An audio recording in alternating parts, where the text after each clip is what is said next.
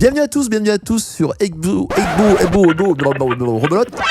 à tous sur Hebdo Explore, donc l'émission qui vous accueille les bras ouverts pour vous présenter des éléments d'actualité donc qui sont à la fois sympathiques, sans prise de tête, pour apprendre sans se prendre la tête. Et donc cette semaine, comme chaque semaine, donc sur Histoire Explore, vous avez cette émission qui est disponible sur YouTube, sur Twitch et qui est aussi parfois disponible en podcast. Donc vous avez vraiment un multivers Histoire Explore. Et donc cette émission est dédiée à présenter des faits d'actualité, bien souvent qui parlent de jeux vidéo, parce que les jeux vidéo c'est important, et qui parlent aussi d'histoire. Donc cette semaine, je vous présente avec le chapitrage qui doit apparaître à l'écran plusieurs sujets, et donc nous allons progressivement les présenter. N'hésitez pas à vous abonner si vous aimez le travail qui est présenté, et n'hésitez pas aussi à parcourir le chapitrage, notamment pour aller au sujet qui vous intéresse. Alors, on va y aller tout de suite avec notre premier sujet. Allez, let's go! On va parler d'histoire, on va parler de Première Guerre mondiale, donc on va parler du bleuet en particulier. Donc cette petite décoration que l'on porte sur le veston. Ce bleuet, tout simplement, est une décoration qui a été créée au cours de la Première Guerre mondiale et qui a connu une certaine popularité. Alors, cette décoration donc que l'on peut acheter auprès d'une association anciennement Bleuet de France, alors je reviendrai dessus, a tout d'abord une histoire, et vous allez être surpris, c'est que cette histoire-là, elle a un lien avec l'un des plus beaux départements de France. Oui, ici, on s'engage sur Histoire Explore. Je parle bien entendu de l'Ardèche. Donc vous allez voir comme c'est surprenant en particulier cette histoire-là. Alors cette décoration porte vraiment une histoire mémorielle autour de la Première Guerre mondiale, et notamment de ces pauvres poilus, donc ces soldats qui se sont battus pendant 4 années dans des conditions épouvantables. Et cette décoration-là, tout simplement, était destinée à soutenir notamment les troupes, et notamment les blessés et les veuves de guerre aussi. Vous allez voir que c'est tout un ensemble qui était autour. Alors cette décoration qui se vend toujours, aux États-Unis et en Angleterre, on parle plutôt du coquelicot. Et nous en France, c'est le bleuet tout simplement qui fait penser justement à l'uniforme des fameux poilus, ce bleu azur que portaient les soldats français en particulier. Pourquoi le bleuet? Alors, vous avez déjà un élément historique, c'est pourquoi avoir choisi cette fleur-là pour représenter les soldats et leur sacrifice, et notamment soutenir aussi les personnes blessées et aussi leurs familles. C'est que tout simplement, c'est une fleur, le bleuet, comme le coquelicot, qui poussait à proximité des tranchées, dans ces zones de guerre, ces zones de bataille. C'était l'une des 2 seules fleurs qui poussaient, coquelicot et bleuet, et ça va devenir un symbole notamment de la Première Guerre mondiale. Donc, plus fort que la barbarie, comme le dit l'article du Monde. Alors oui, excusez-moi, j'ai oublié de citer la source. Toujours, en historien, citer une source. Donc ça, c'est un article qui a été publié le 11 novembre 2005 de Benoît Hopkins, donc sur le site Le Monde. Je le dis toujours, abonnez-vous. Donc, abonnez-vous aux journaux que vous soutenez, tout simplement. Elle pousse dans la boue des tranchées, en quelque sorte, et vous avez donc un médecin militaire canadien qui, en 1915, fait un poème sur cette fleur-là, justement, qui a ses capacités de pousser comme ça dans des conditions un peu extraordinaires, coquelicot ou bleuet. Et ce poème va avoir une certaine renommée en tant que tel.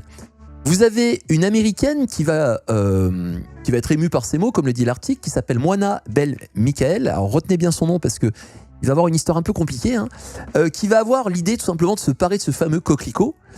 Et en fait, c'est une Française qui a été un peu oubliée de l'histoire, qui s'appelle Anna Guérin, de ce nom de femme mariée, qui est ardéchoise, et qui tout simplement va essayer de populariser ce fameux coquelicot. Vous voyez que le bleuet, on va y arriver après dans un deuxième temps. Vous voyez, c'est une histoire qui a plusieurs embranchements. Et donc, cette Anna Guérin, de son vrai nom Anna Boule, donc, qui est une institutrice, qui suit son mari à Madagascar, dans une école coloniale. Donc, on est dans ce contexte d'empire colonial du début du XXe siècle. Elle divorce avec son mari, donc mari relativement violent, et elle décide notamment de faire un mariage par convenance, tout simplement pour poursuivre son métier, parce qu'à cette époque-là, pour une institutrice, il était impossible d'être divorcée. Et donc, elle, par le biais alors je pense que c'est une relation amicale avec un magistrat, elle s'est remariée, mais bon, une forme de mariage blanc en quelque sorte, pour pouvoir exercer son métier d'institutrice.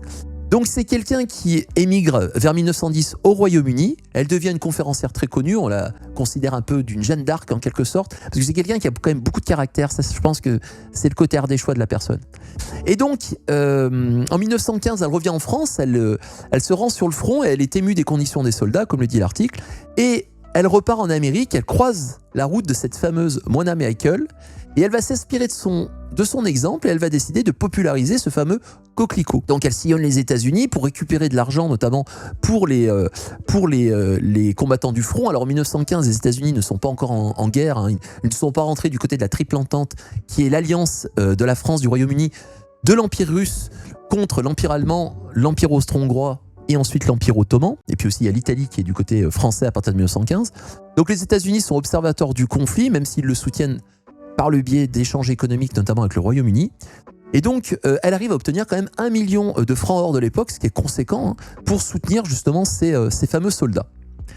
Alors, une fois que l'armistice est signé, hein, elle essaye de institutionnaliser ce fameux coquelicot, hein, ce Poppy Day, comme on le dit en anglais, et elle va connaître un certain succès, en particulier au Canada, au Royaume-Uni, hein, et vous avez même le maréchal Haig, donc ancien chef du corps expéditionnaire britannique, qui se combattait aux côtés des Français, vont populariser le port de cette fleur le fameux 11 novembre. Alors elle va essayer de l'importer en France, notre Anna Guérin, notre ardéchoise de cœur et d'origine, et malheureusement en France ça n'a pas pris parce qu'il y a une autre fleur qui est utilisée, popularisée par 2 infirmières dont l'histoire va conserver le nom, Charlotte Malter, qui est fille et femme de général, et Suzanne Lenhart, qui est la veuve d'un capitaine tué en 1915. En 1916, elles font confectionner par des pensionnaires, donc des soldats blessés, des sortes de petits bleuets en tissu qui vont devenir un peu le symbole des soldats français.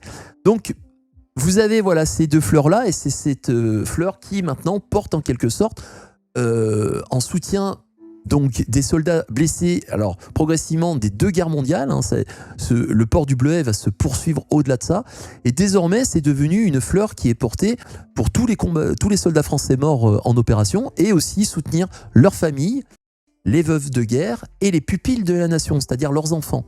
Donc quand vous portez ce fameux bleuet, en fait, c'est pour tous ces éléments-là, tout simplement. Donc, c'est à la fois un acte citoyen, mémoriel, etc. Alors, ça, c'était notre premier sujet. Donc, vous voyez, un sujet vraiment d'histoire. Donc, Histoire Explore, Hebdo Explore, on est dans la même thématique. Et désormais, on a parlé du 13 novembre, qui est un anniversaire assez triste, il va sans dire, avec, bien sûr, le terrible attentat de 2015. Mais le 13 novembre, c'est aussi une autre date en particulier qu'on a oubliée. On a célébré l'anniversaire d'une grande licence de jeux vidéo, et vous allez voir comme quoi eh ben, ce jeu-là existe toujours, parce que c'est devenu voilà, une licence avec plusieurs opus. Je parle bien sûr de ce jeu-là. En 2007, le 13 novembre 2007, est sorti le premier Assassin's Creed. Forcément, si vous me suivez sur la chaîne, vous savez que généralement c'est une série que j'apprécie particulièrement, et c'est chaud pour certains, mais cependant c'est une grande série moi qui m'a profondément marqué par le fait que c'était la première fois qu'on avait un monde ouvert avec cet aspect vertical et non plus horizontal, et surtout une reconstitution mais de ville médiévale qui était quand même très bluffante pour l'époque. Alors certes avec des filtres de couleurs, bon, on peut se dire le bleu pastel là pour Saint-Jean d'Acre, ou la couleur chaude pour Damas, bon bah oui voilà, mais c'était un peu un élément visuel qui marquait quand même le joueur, parce que quand on allait dans ces lieux-là, tout de suite on avait l'identité visuelle qui nous sautait au visage. Et donc le 13 novembre 2007, comme le dit Gamecult dans cet article qui est paru le 13 novembre 2025, donc voilà, c'était sur une série qui allait bouleverser pas mal de choses, hein. Donc c'est le 18e anniversaire du jeu. Et donc c'est vrai que ce premier jeu avait profondément marqué. Alors moi, pour la petite anecdote sur Assassin's Creed, je n'étais pas en France, hein, j'étais à l'étranger. Et donc je regardais la télévision française par le biais donc, du câble ou du satellite. Et il y avait une émission donc, qui était consacrée plutôt au cinéma, qui s'appelait Opération Frisson. Alors peut-être que certains d'entre vous connaissent cette émission de Yannick Dahan. Et c'était sur Ciné Frisson, la chaîne à l'époque. Et en fait, j'adorais cette émission parce qu'il parlait beaucoup de films, de séries Z, de gros nanars qui tâchent. Et en fait, il avait fait une encartade sur ce jeu. Et donc, il le montre, je regarde ça, je dis, mais c'est incroyable, quoi. Ce qu'on arrive à faire, là, les décors sont... Donc, c'est vraiment un jeu, en plus, qui annonçait la next-gen de l'époque, qui était la PS3. Et donc, PS3 que j'avais. Et donc, forcément, le jeu, vraiment, j'étais comme un dingue. Et, en fait, il développe le jeu, etc. Et à un moment, il dit une chose qui m'avait marqué. Il m'a dit, par contre, à ses yeux, la grosse erreur d'Ubisoft, c'était malheureusement d'avoir mis ce côté animus, là, c'est-à-dire cet élément de SF à l'intérieur d'un jeu qui se veut avec une portée quand même ou une lecture historique. On est dans une fiction, voilà, c'est pas un jeu d'histoire, mais cependant qui quand même puise énormément dans l'histoire. Et donc, il indiquait qu'il était quand même déçu, ce côté animus science-fiction. Et c'est vrai que ça, pour moi, c'est un élément qui est en trop dans la série. Alors, je sais que c'est pas partagé par tout le monde. Certains aiment bien ce côté de ces histoires parallèles à l'histoire, avec cet élément d'ADN qui permet de voyager dans le temps. Alors ça aussi, c'est audacieux comme type d'idée. Mais cependant, voilà, c'est moi, voilà, le côté où on revient dans les périodes contemporaines. Moi, ça m'a vraiment... Là, ça me perd vraiment avec Astergo. Donc, voilà, bon. 4 ans avant, vous avez eu le grand GTA 3. Donc, le premier GTA en 3D, hein, donc, qui pour moi a été aussi une claque, mais monumentale. C'est vrai que cette génération, PS3, PS2, PS3, c'est vraiment des hits en puissance, quoi. Je pense que pour ceux qui ont vécu cette période-là et qui l'ont connue, c'est vraiment sidérant les jeux sur lesquels les jeux qu'on a eu, quoi, qui ont vraiment posé les jalons de grandes séries, bon, Assassin's Creed, GTA, entre autres. Hein. Et c'est vrai que vous avez d'une manière générale un nouveau monde qui s'ouvre. À plus Lucas, pas de souci, à bientôt. Alors, donc, on a ce monde ouvert, cet aspect historique complètement dingo en particulier. Hein. Et donc, pour terminer sur cet anniversaire, donc, dont on célèbre les 18 ans, hein, ça y est, la majorité pour Assassin's Creed. Hein. Vous avez donc toute une équipe, voilà, qui est portée par Patrice Désilets autour et qui va être un carton monumental. Hein. Ubisoft va vraiment, par le biais de ce jeu-là, de cette série, hein, je pense, être désormais un éditeur qui va compter au niveau mondial. Et puis surtout une série qui va tellement être portée sur de nombreux supports. Hein, et qui peut-être maintenant s'épuise, même c'est pas peut-être, c'est... on sent, voilà, qu'ils essayent de revenir peut-être à quelque chose de un peu différent pour essayer de renouveler la série comme on peut le voir de nos jours. Et donc oui, là dans l'article de Gamecult, vous avez aussi ces fameux sauts de la foi en fait, qui sont un gros clin d'œil à cette secte religieuse, les Nizarites, voilà, qui seront surnommés les assassins des Hachachines, qui pour prouver leur fidélité en fait auraient simulé comme ça des suicides en sautant dans le vide.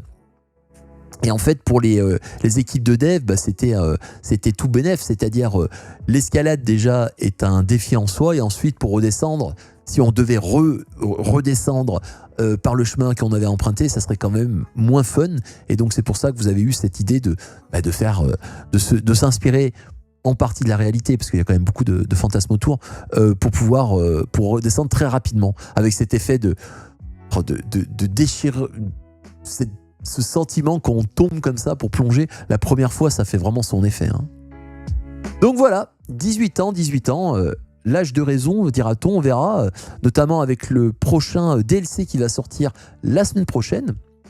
La semaine prochaine, vous avez un DLC qui sort consacré à Assassin's Creed, donc il faut avoir le jeu Mirage, si vous voulez en profiter. Le DLC est gratuit, hein, et permet d'explorer notamment un site archéologique qui a été remis en avant par les autorités d'Arabie Saoudite, et il y a un partenariat avec Ubisoft. Moulaga is Moulaga, hein, donc Ubisoft c'est une société qui aussi aime l'argent, et donc forcément là il y a des partenariats qui se font avec des États. Il y a eu l'Arabie Saoudite, mais il y en a eu d'autres, en particulier vous avez l'Irlande aussi, qui notamment sur Valhalla aussi, l'Office du tourisme irlandais a payé aussi Ubisoft pour utiliser leur jeu en tant que promotion également touristique. Donc là, on est vraiment sur un objet vidéoludique qui sert aussi, pas que à jouer aussi, mais à présenter des éléments patrimoniaux d'acteurs et de pays en particulier. Donc, ça sera la semaine prochaine, sans doute sur la chaîne Histoire Explore. Sur Twitch, il y aura peut-être un live consacré à ce fameux DLC, je crois, parce que j'ai envie de le découvrir. Alors, je ne sais pas si ça vous a titillé de la nostalgie, hein, de revoir ces éléments d'Assassin's Creed. Mais en tout cas, c'est vrai que ça fait plaisir de pouvoir en reparler et de célébrer ce sorte de petit anniversaire. Alors, en parlant de séries de jeux vidéo, le jeu vidéo n'est jamais très loin du cinéma. Est-ce que vous attendez comme moi une série qui parle de grosses bébêtes, qui parle de SF également, et qui parle d'un lézard qui est souvent très en colère, et donc forcément, je parle bien entendu du futur Godzilla. Allez, on y va tout de suite pour voir ce qu'il nous présente. Petite brève donc sur jeux vidéo mag chez les Helvètes, chez nos cousins amis suisses en particulier, qui présentent notamment dans un article du 13 novembre la future série consacrée à Godzilla. Donc la série Monarch en particulier. Donc Legacy of Monsters, donc qui est un spin-off du Monsterverse avec Godzilla et King Kong. Et donc la première saison avait été pas trop mal, ça se regardait bien un samedi soir en particulier, hein, c'est-à-dire une série qui, voilà, si vous aimez bien les gros monstres, qui faisait le taf. L'histoire n'était pas forcément hyper profonde, dira-t-on, pour pas dire autre chose. Et donc là, forcément, ils remettent le couvert pour une deuxième saison. Et donc, cette première saison qui avait été diffusée en 2024, et bien sa suite se montre dans un petit teaser où on a plus Godzilla, mais on a King Kong qui est désormais mise en vedette ici. This is a high alert Titan area. What the hell's that sound? Donc c'est pour le 27 février 2026.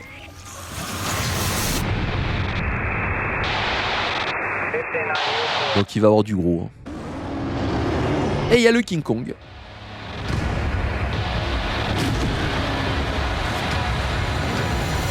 Il n'y aura pas que du King Kong d'ailleurs.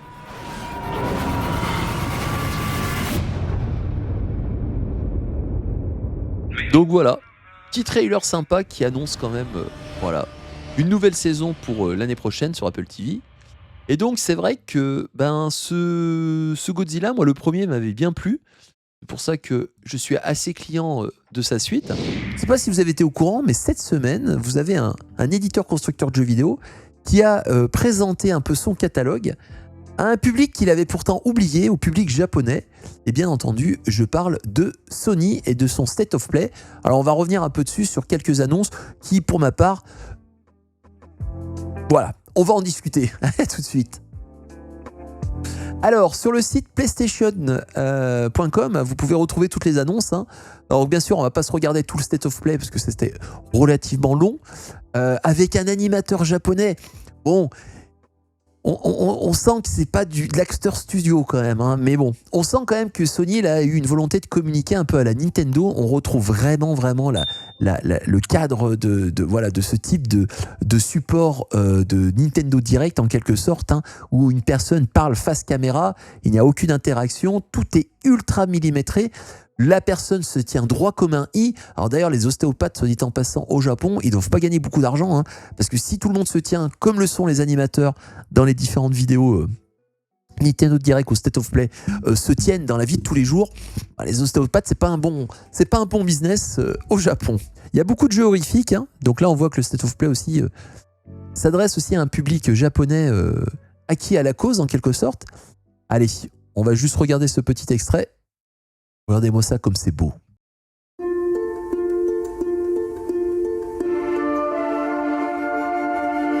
We made a promise to solve the world's mysteries, didn't we? I know I'd regret missing out on the fun far more than any bother we might get ourselves into. Ils ont retravaillé tous les chara-design, ils ont retravaillé aussi en partie l'histoire. I should try doing all the things that humans... Il y a un aspect diorama, mais moi qui me sidère. Hein. To find Ah bah, idem. Hein. something only I can do. Did he prevail? Doth he yet rule over this realm? Et ce qui est top dans celui-ci, c'est qu'il y a une histoire... alors c'est très onirique les Dragon Quest, bien entendu. Mais en même temps, il y a une réflexion sur la vie, sur la mort, qui est... Pour un produit qui était destiné à des enfants à la base, hein, il y a quand même des thématiques qui sont assez profondes dans cet épisode-là. Hein. Et moi, je l'ai fait sur 3DS à l'époque. à l'époque. Je l'ai fait bien après. 107 heures de jeu. Hein. This is the stuff. Et là, ce qui est bien, c'est que vous avez un jeu qui est adapté au canon actuel. Hein. Donc, c'est-à-dire, déjà, il a été retravaillé, réimaginé, comme ils le disent. One last adventure. C'est-à-dire, vous avez des éléments qui ont été retouchés dans l'histoire principale. Il y a des éléments qui ont été simplifiés. Parce qu'il faut quand même savoir que vous êtes sur une carte du monde où vous allez tout simplement devoir... Alors, est-ce qu'on peut juste mettre une vidéo comme cela? And it's just way Oh, c'est très beau ça. Oh là là, ça c'est tout le ça c'est tout le merchandising qui va être derrière. Non mais prenez mon argent là. Regardez-moi ça comme c'est beau ça. cooler than the one they did for Dragon Oh Quest là III. là là. There's honestly a lot to appreciate here. It really lives up to this being a reimagining. Le merchandising de fou. Streamline. Et donc moi je l'ai fait sur DS, donc du coup avec 107 heures de jeu, ça a été vraiment une régalade, hein, vraiment. Alors par contre sur la fin, obligé de regarder des solus parce que vous êtes sur une carte où vous devez réunir différents morceaux de puzzles qui forment des cartes et elles sont pas faciles à trouver vraiment. Là ils ont je pense qu'ils ont retravaillé l'élément pour rendre plus smoothie, dira-t-on, l'ensemble. Voilà, mais regardez comme c'est beau. C'est pas un jeu qui déborde d'amour ça quand même. Donc il sort pour le 5 février et je sais que ça va être une sortie importante. Alors, je le rappelle, hein, ne l'achetez pas sur Switch 2. C'est un code de téléchargement que vous allez avoir. C'est-à-dire vous allez avoir une petite cartouche, mais dessus, il n'y a pas le jeu. Il va falloir le télécharger pour le ramener sur votre console. Alors certes, il sera un peu plus joli sur Switch 2, bien sûr. Mais sur Switch 1, vous l'avez direct sur la cartouche. Voilà. Moi, je dis ça, je dis rien. Ici, sur Histoire Explore ou sur Hebdo Explore, on défend le jeu vidéo en physique. Hein. C'est un patrimoine. C'est un objet que l'on peut conserver et ensuite utiliser beaucoup plus longtemps. Si vous dépendez d'un serveur, le jour où les serveurs ferment, bye bye pour vous. Et donc, si vous êtes obligé de réinstaller votre console, la réinitialiser, et que vous êtes obligé de réinstaller le jeu et que le jeu n'est plus disponible, vous avez une belle cartouche, donc vous ne pouvez pas vous servir tout simplement. Alors, par exemple, j'ai sur 3DS, sur DS, il fonctionne toujours, pas besoin de téléchargement. Et je vous propose maintenant un petit retour au cinéma avec un film qui s'annonce. Et comme toujours, quand vous avez des films qui se passent dans une période donnée historiquement, ou du moins qui puissent dans cette période-là, on a toujours un petit drapeau rouge qui s'agite dans la tête de l'historien en disant « Attention !» Alors, pour éviter que cela soit trop problématique, certes, on parle de mythologie, mais il n'empêche qu'on se demande comment notre Christopher Nolan va nous présenter l'Odyssée d'Homère dans un nouveau film. Alors, sur écran large, vous avez donc une petite présentation là, dans un article du 14 novembre 2025.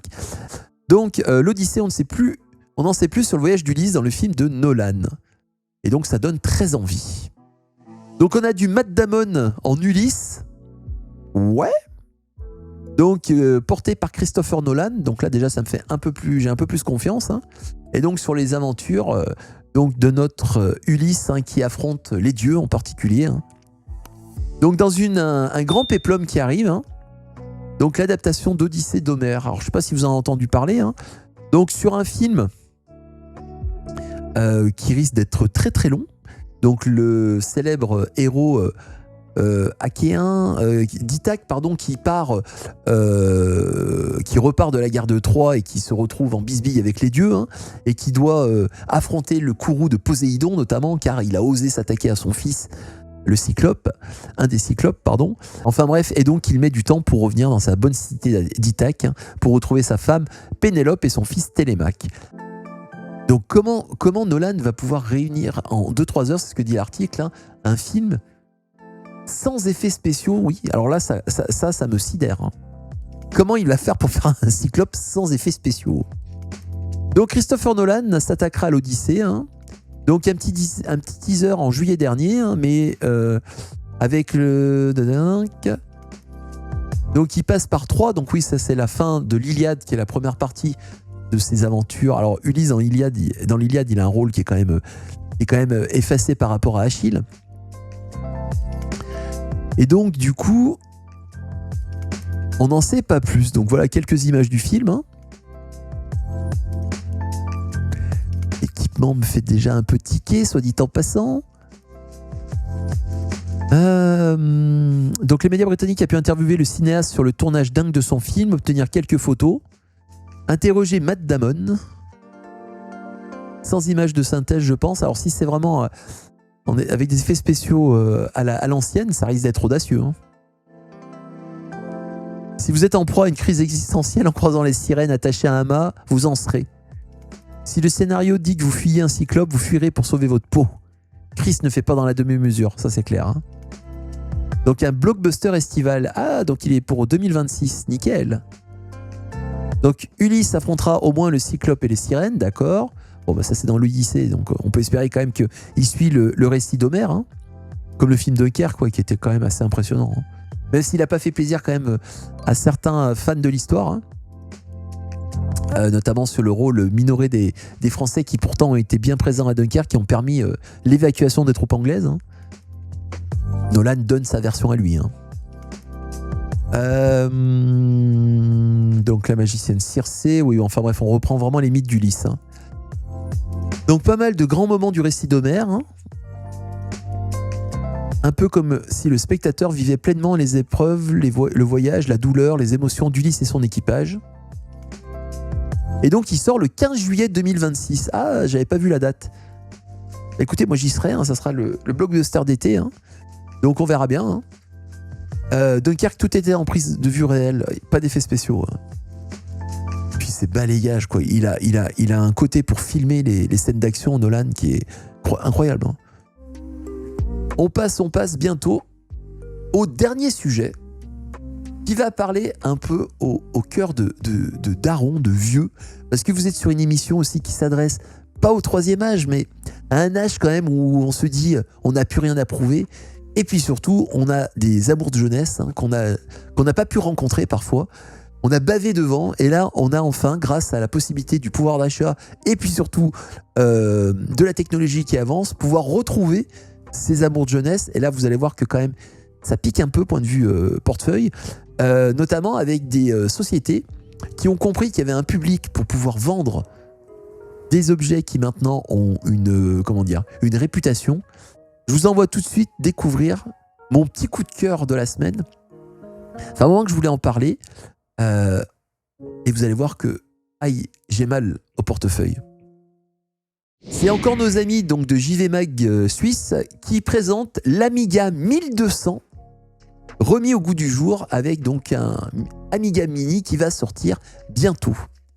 Donc Retro Game, l'entreprise qui a déjà créé l'Amiga 500 en version mini, hein, donc qui était avec un mini clavier et qui permettait brancher via l'HDMI, donc pouvoir bénéficier sur un écran d'un ensemble de jeux qui était déjà intégré dans la bête, hein, et avec plus de 100 000 exemplaires vendus à travers le monde. Donc là, ils se sont rendus compte qu'il y avait vraiment un public, hein.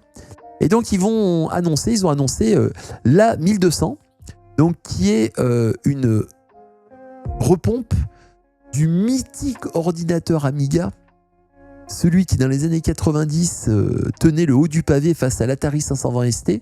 Alors moi je serais tellement client d'un Atari 520 ST mini aussi. Et donc là ils vont recréer un Amiga 1200 sans l'écran bien sûr qui était vendu avec, où vous avez donc là en pleine taille, c'est-à-dire ils l'ont pas miniaturisé, c'est-à-dire vous avez vraiment le clavier taille réelle. Donc ordinateur domestique s'il en est, hein, qui était vraiment un mythe, hein, vous le voyez ici sur l'illustration pour ceux qui voient le podcast sur la vidéo sur Hebdo Explore. Donc on a à la fois une machine originale avec des innovations modernes. Alors la 1200, troisième génération donc de l'entreprise Commodore qui gérait Amiga, hein, avec une puce graphique avancée pour l'époque, hein, des graphiques beaucoup plus complexes que l'A500 bien sûr, des palettes de couleurs qui l'étaient tout autant. Hein. Donc on est vraiment sur du 16 bits, et ouais, c'était le 16 bits. Donc on avait les consoles 16 bits Mega Drive par exemple, puis Super Nintendo, puis on avait aussi des ordinateurs personnels. Hein. Alors la 1200 là n'est pas qu'une machine mini, hein. Ils ont compris que les gens voulaient retrouver peut-être des sensations d'époque, et donc là vous avez un ordinateur, une reconstitution de l'Amiga 1200 pardon, avec un clavier qui est fonctionnel, à la différence de l'Amiga 500 qui était vendu avant. C'est-à-dire que là, vraiment, le clavier va servir à pouvoir rentrer, notamment sur un écran, les différentes lignes de code, accéder à des menus, avec une souris et une manette aussi style classique. Alors c'est dommage qu'il n'y a pas le joypad, le joystick pardon, là on est plutôt sur un joypad. Mais donc une machine qui a influencé nombre de joueurs hein, qui vous en parlent avec beaucoup d'admiration. Alors je sais que vous avez envie de découvrir cette vidéo, donc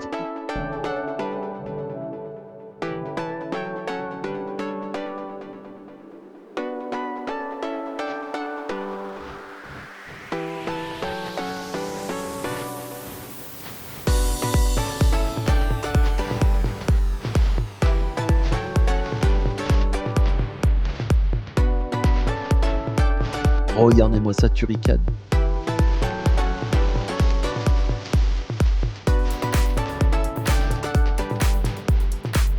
Donc le clavier est fonctionnel. Alors bien sûr il y a le lecteur disquette mais qui je pense n'est pas fonctionnel quand même. Vous avez donc de l'USB qui permet de mettre les jeux qui ne sont pas vendus dans l'Amiga. Donc voilà. Vous avez une précommande qui est ouverte le 10 novembre, qui pour l'instant cartonne. Et donc c'est une livraison qui est prévue pour 2026. Donc là on est sur vraiment une belle bête hein, qui annonce voilà, de la belle nostalgie, notamment pour ceux qui ont connu cette époque. Hein. Donc 25 titres seront dedans. Hein, donc Beneath Stealth Sky. Ah tiens, je l'avais sur Mac celui-là.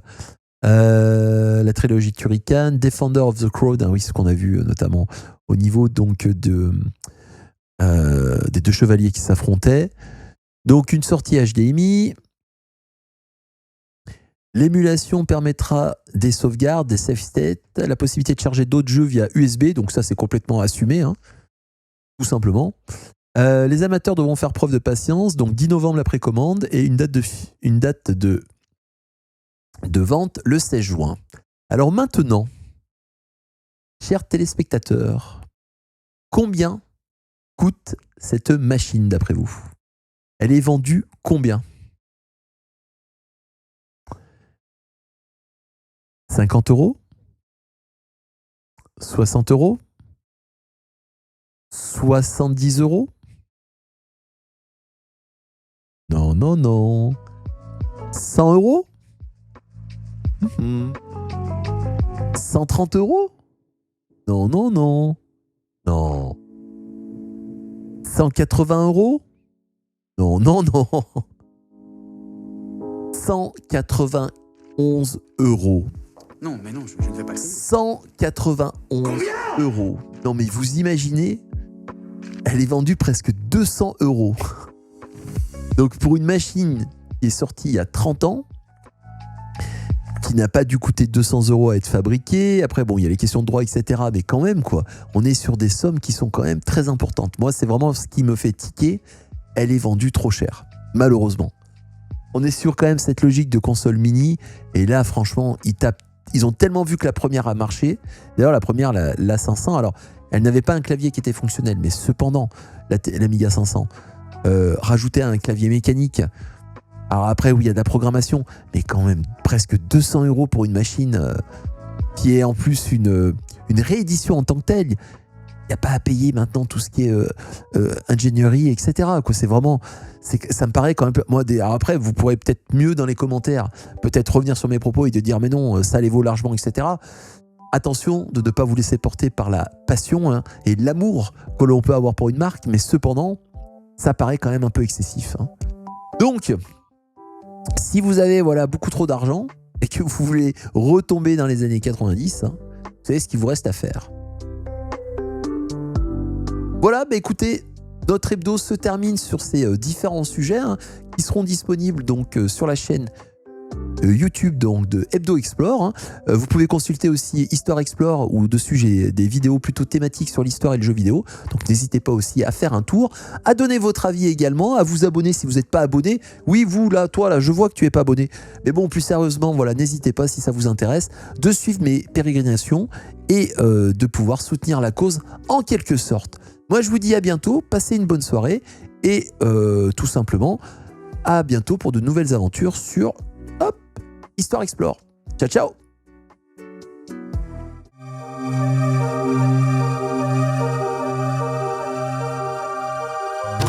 intéressé par ce genre de thématique, mais aussi l'histoire, le jeu vidéo, la géographie ou l'actualité, n'hésite pas à t'abonner à cette chaîne pour soutenir la cause.